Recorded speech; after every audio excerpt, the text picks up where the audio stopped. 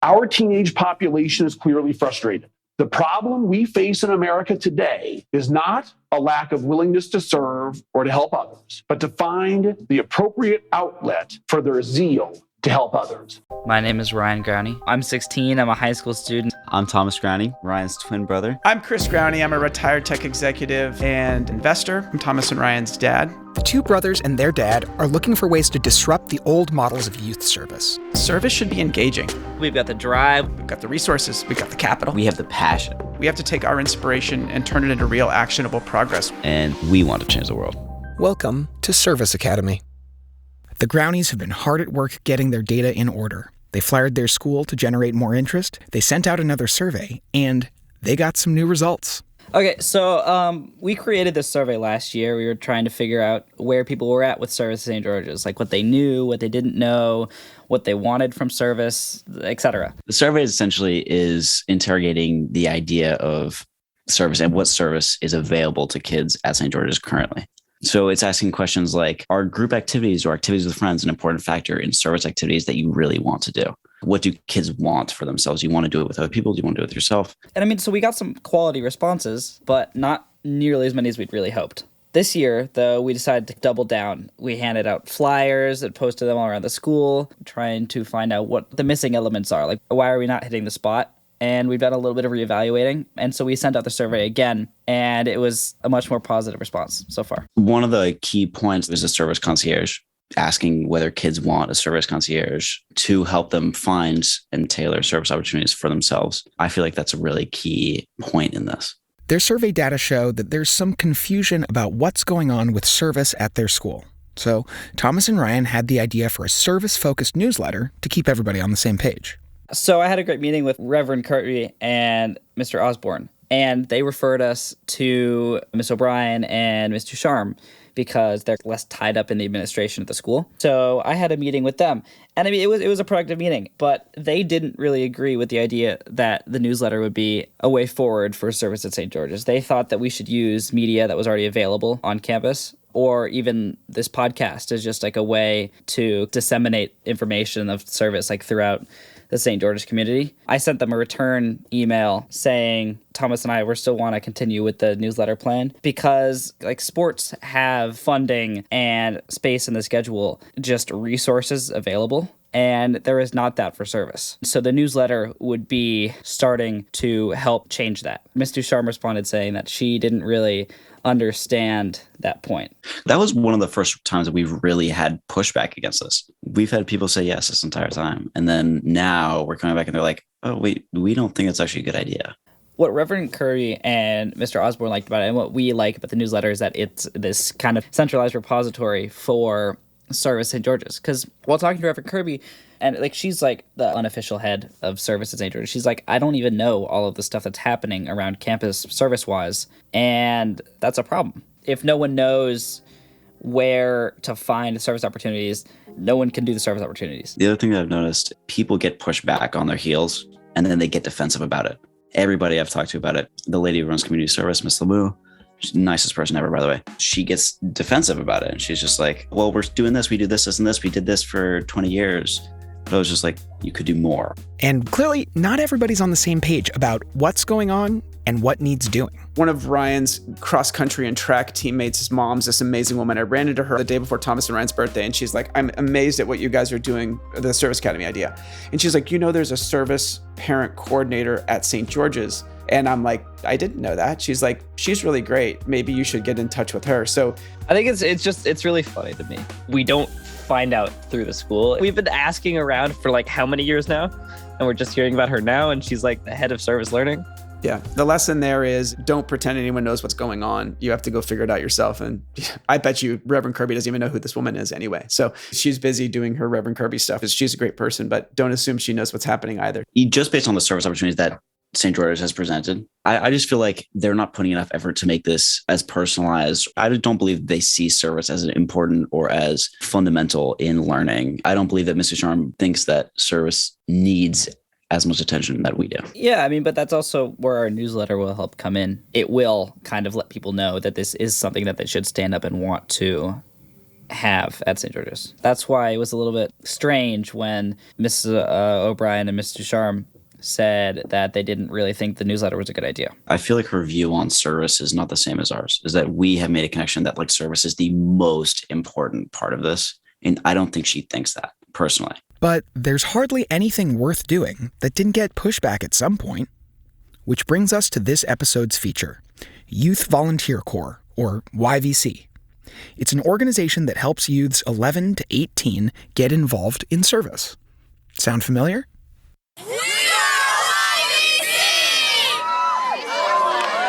Hey, headquartered here in Kansas City, Youth Volunteer Corps has programs in more than 30 communities across the country and in Canada that they help organize volunteer opportunities for young people. Since 1987, Youth Volunteer Corps has created volunteer opportunities to address community needs and inspire youth for a lifetime commitment to service. To really understand what the Youth Volunteer Corps is all about, we first need to talk about David Battey, who's the founder. He grew up in the middle-class suburbs of Kansas City. When he was in 9th grade, he joined the local Presbyterian church. Part of joining the church meant that he had to get up every Saturday morning and do service. Much to my chagrin, part of joining the church was doing service every Saturday morning throughout that 9th grade year. That was not necessarily an uncommon thing back then. Service basically was almost totally dominated by this idea of religious engagement. Through his family's local church, David Battey started tutoring 5th graders in underserved communities. My particular charge was to tutor 2 5th graders in reading. It was such an empowering experience. It made me realize I could make a difference, that I was really helping these 2 5th graders. And when I came down to visit them in KCK, these 2 5th graders would come running up to me and they would just give me the biggest hug in the world because they were so glad to see me. I've kind of spent my life since then, 30-year professional career, really trying to replicate that experience. When he got to Williams College in Massachusetts, a thesis paper would change the course of his life. As a political economy major at Williams College, we had to do a group thesis, and we had to pick the issue, and this was back in the spring of 1985. And I hate to say it wasn't even my idea. It was Holly Kulka's idea. Holly said, why don't we look at national service and volunteerism? 85, President Reagan was in office. There was not a lot of movement on this whole issue of national service and volunteerism. The Reagan era, the BMWs and sort of living your best life in the yuppie sense, as I recall. One of the funny things about the thesis is it took some convincing of our professor to get him to allow us to study national service. When they presented the idea to their professors, they did get a lot of pushback. He said, national service, you're going to spend all semester studying one topic, and there's just not enough going on with national service right now. Being a teenager in the 80s myself, not a time when you saw a lot of young people engaging volunteer programs. But we went back to Professor Brown and said, please, can we please study national service? Here's why we want to do it. Here's why we feel there is plenty to study for a whole semester. And he relented and said, okay, I'll let you do your thesis on national service. But along with that approval came a mountain of work, which eventually led to opportunity. We had to spend the first 3 days of spring break in Washington, D.C., talking to policymakers, many of whom became real friends and mentors of mine. It's incredible that this research would bring college kids into like the halls of Washington, D.C. to discuss youth volunteerism with actual policymakers. He started to audit the other programs out there for teens, and he saw an opportunity. Kind of sounds like he's doing the same thing that we did. I learned so much from looking at those team-based service programs, and the thing that I saw that was missing, and why I was so eager to go back home to Kansas City, there really is a need for a core program, a team-based program for a diverse group of kids who are younger than 18. At the time, I think the AmeriCorps was probably 20 years old at this point, but volunteer service programs existed for those kids 18 and older. He went back home to Kansas City and he met with business and community leaders to see if he could improve upon this idea. I took a one-page concept paper. 1 page was all it was, based on this thesis I had written, and I asked to meet with people. I would hand them that 1-page concept paper and said, will you please read this and give me your ideas and your thoughts? Not only do his tactics help shape his concepts and help him develop ideas, he makes key allies for the future in all of his endeavors. He did a good job of saying, how do you think we could improve this specific aspect? he would target it to something that he could use some constructive feedback and their buy-in on and hopefully bring them on board. He was really thoughtful about asking for feedback. What suggestions do you have for improving upon this concept? What do you think about the budget? Are we going to be able to recruit youth to volunteer? The way he immediately brought them in, he didn't really ask, like, will you do this? But instead was like, how do you think I could improve this specific aspect of what I'm doing? And boom, he instantly got them on the team. It's really smart.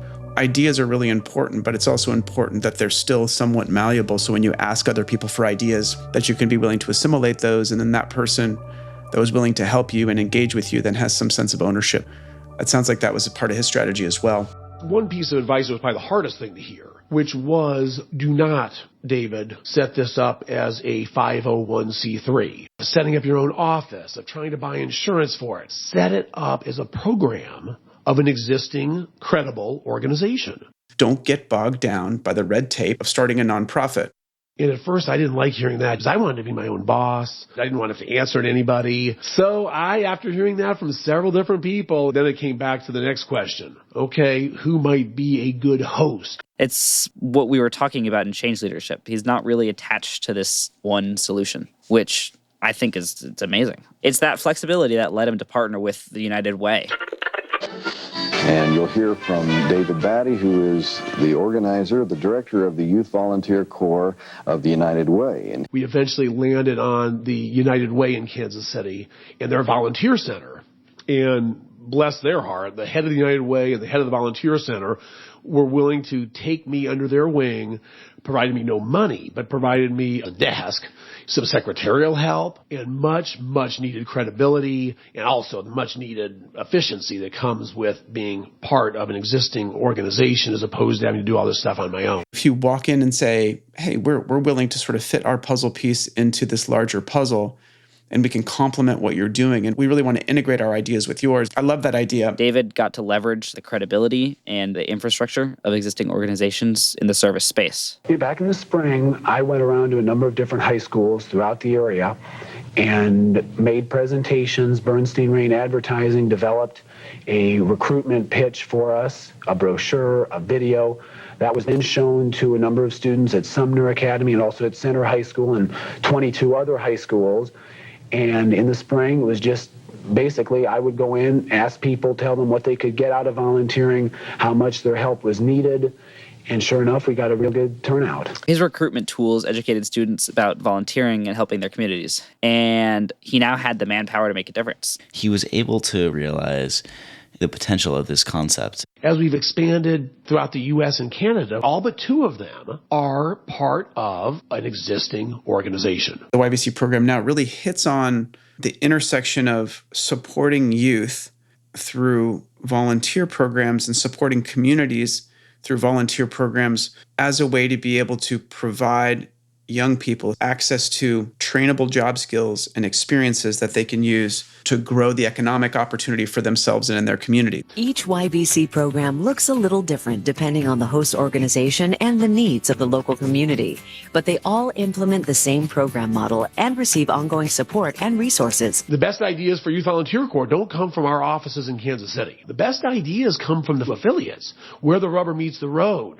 where they are out doing service projects, trying new ideas. For David, the best idea always wins. He is never attached to one solution. He is shortening the distance between where he is and where he wants to get to. YVC affiliates include United Ways, YMCAs, Boys and Girls Clubs, volunteer centers, and other youth-serving organizations. When we talk about service learning, it is actually service learning. We're learning from service, gaining new insights into how the service that we do affects the people within our community and beyond. As part of Youth Volunteer Corps, more than 300,000 young people have volunteered nearly 5 million hours of service through projects designed to be just as meaningful to the volunteer as those who are being served. Even though he started locally, he's now scaled this up to a national level. When people ask me now who want to be social entrepreneurs and want to start up, I say the most important thing to do is to do the research, to really look and see what's out there already. Don't duplicate what's already being done. Everyone wants to be an entrepreneur. Everyone wants to solve problems. Everyone wants to come up with the new innovative solution, the silver bullet idea. Make sure that you know what's going on out there before you step in with solutions. To that end, the Grownies reached out to YVC to let them know they'd be featured on this episode and to find out what they're up to today.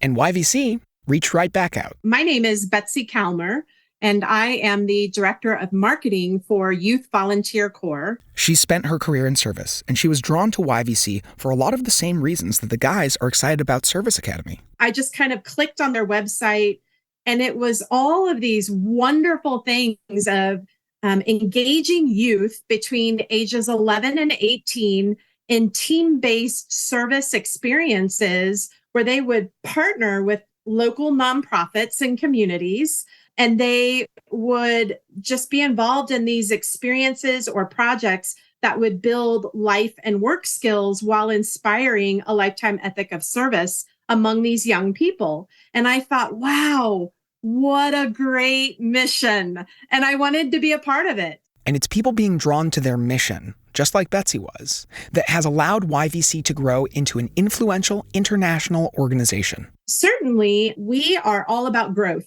at Youth Volunteer Corps.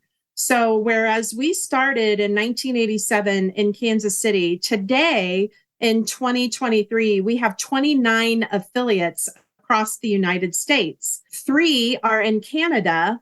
And then about 3 weeks ago, we launched, believe it or not, an affiliate in Kampala, Uganda. But every organization, big or small, faces challenges. Fundraising has been a challenge just because with everything, businesses are more picky about who they're going to donate to.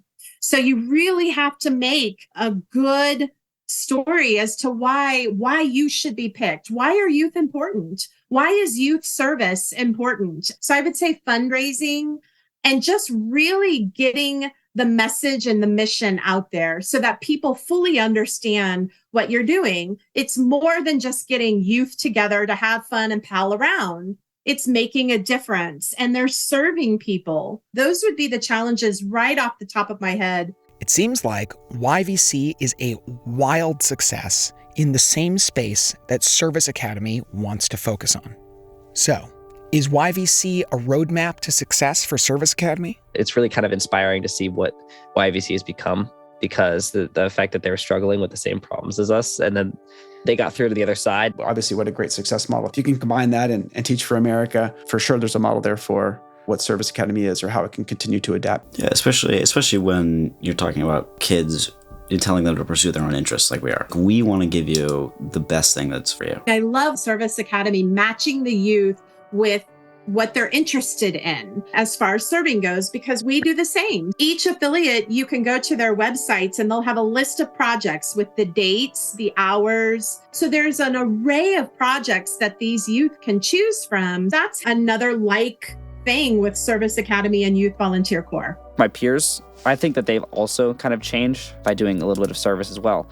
I've heard people create afternoon activities, going to do service every day instead of sports, just on their own time. I think that by doing even a little bit of service, that's just kind of opened the floodgates a little bit in regards to what they're willing to try. You always have to keep in the back of your mind that you're competing with Xbox and PlayStation and the fun, quote unquote, lazy things for youth to do. You've got to make it fun. You've got to make it rewarding. You've got to make it challenging. So just keep that in mind as you are recruiting youth and really driving what your mission is and what you want from them. You've got to really make a good case as to why the youth would want to be involved. What I liked about the story of the tutoring that he never wanted to do, the fact that it ended up giving him purpose was an indication of how much young people are just looking for an opportunity to get some recognition or expertise or some understanding, something that they can be good at. You just want to have something that makes you different and special. I tutored 5th, 6th grade kids for the past couple months over the winter. And at the end of it, I was like, this is great. This is amazing. I'm so glad I did this.